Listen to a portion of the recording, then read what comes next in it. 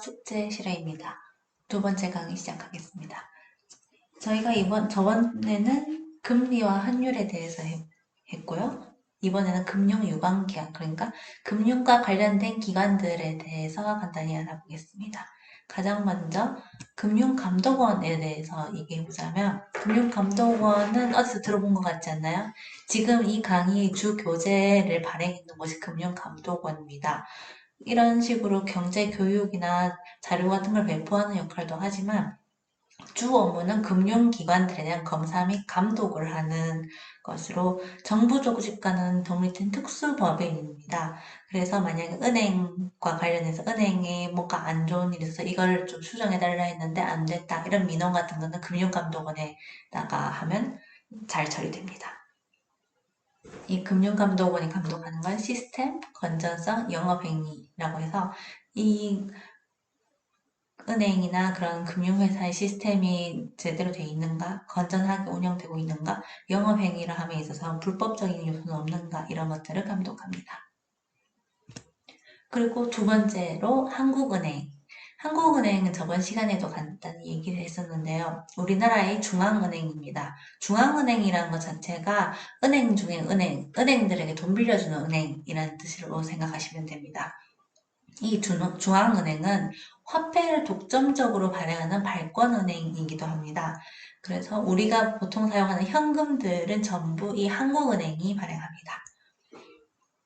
이 한국은행만을 위한 한국은행법에 근거해서 설립된 특수법인으로 그 금융감독원처럼 정부와 독립돼 있고 또 우리 시장을 감독하는 역할도 해요. 하지만 금융감독원에 비해서 좀 더 거시적인, 금융감독원이 이 회사가 이 어떤 행위에서 뭔가 잘못했는 게 있다, 이런 거라면은 한국은행 같은 경우에는 은행 전반적인 산업에서 어떤 문제점이 있다, 이런 것들을 감독하고 시정하도록 노력하고 연구하는 그런 역할을 합니다.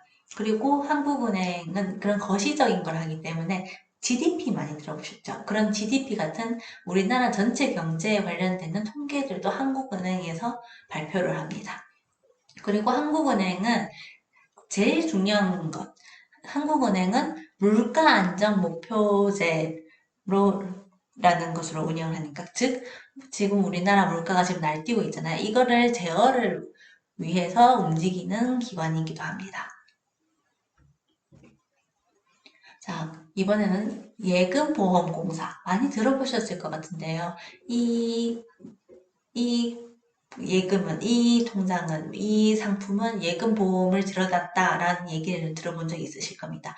이 예금보험을 들어놨다 하는 그 보험을 운영하는 것이 이 예금보험공사입니다. 이 예금보험이란 그러면 도대체 뭔가 하면은 어떤 은행 같은 데도 돈을 맡겼는데 그 은행이 망해버렸어요. 그러면 그 은행에다 맡겨놨는데 돈을 못 찾는 경우가 생기잖아요.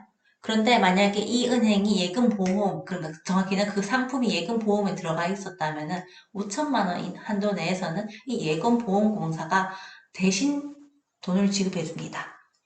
이게 그 예금보험공사의 주 역할입니다.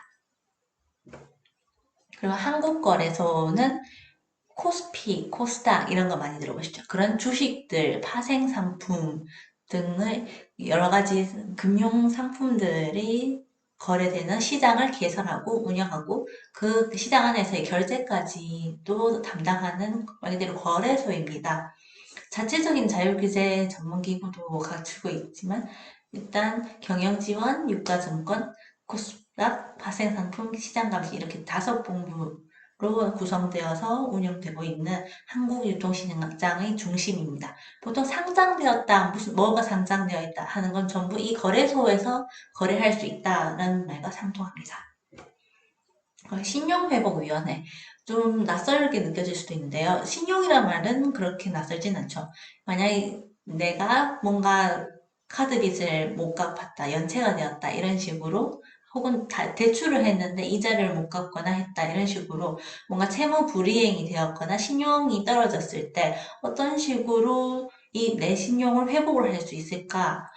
그런 고민이 있는 분들을 위해 만들어진 위원회입니다. 웹사이트를 통해서도 이 세무 재조정을 상담이 요청이 가능한 곳이 있고, 이 성공한다면 상환 기간을 연장하거나 상환을 좀 더 분할하거나 이자율을 조정하거나 이런 식으로 변경할 수 있도록 도와줍니다. 그리고 서민금융진흥원이라는 곳이 있어요. 여기는 서민금융 컨트롤타워로 원스톱 서비스를 제공합니다. 아까 신용위원회에서 했었던 그런 채무조정 서비스뿐만이 아니고 내가 이런 사업을 하고 싶은데 이거 관련 정부 정책 지원이 있는가? 혹시 이런 거 관련되는 상품이 있는가? 이런 정보들까지 모두 통합해서 지원해주는 센터입니다. 그리고 이 특이한 거는 이 서민금융진흥원은 휴면 예금이라서 우리가 예금을 넣어놓고 아예 까먹어서 몇 년 동안 쓰지 않는 그런 예금들을 주재원을 활용해서 휴면예금관리위원회를 휘하에 두고 있습니다. 전국은행연합회를 비롯해서 여러 협회들도 볼 텐데요. 우선 전국은행연합회는 이름처럼 전국에 있는 모든 은행, 정사원인 국내 은행들뿐만 아니라 준사원인 해외 은행들도 포함했는 연합회입니다. 이 사원은행들을 간의 업무 협조나 은행 업무 개선을 위해서 설립이 되었고요.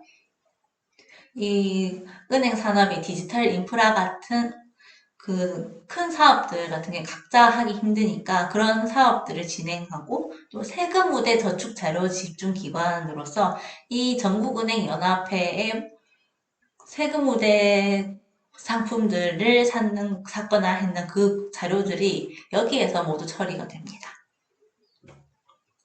생명보험협회 그리고 또 손해보험협회가 있어요. 생명보험협회와 손해보험협회는 생명보험을 다루느냐 손해보험을 다루느냐 그 정도 차이만 있습니다.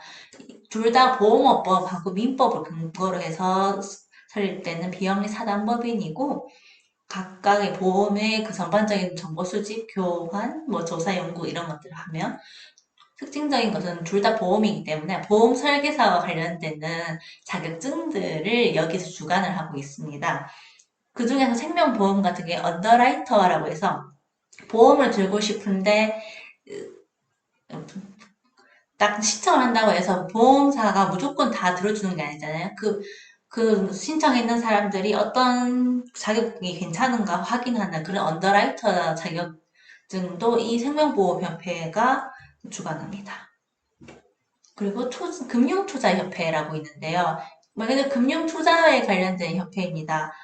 우리가 아는 뭐 코스닥 협회 이런 것들도 특별회원으로 있고 그냥 보통의 은행들이나 사모펀드 같은 곳들 여러 증권사들이 들어가 있는 협회입니다.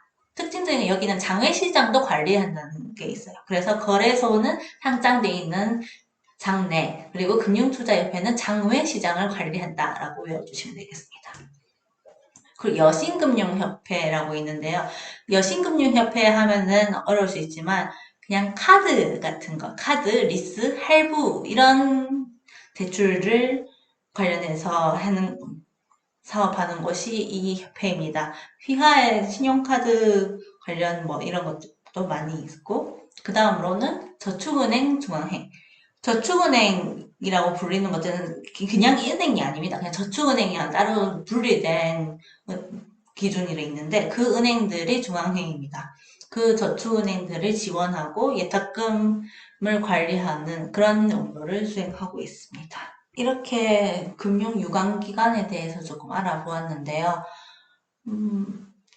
마음에 드실지 모르겠습니다. 그러면 다음 시간에 또 다른 내용으로 찾아뵙겠습니다. 감사합니다.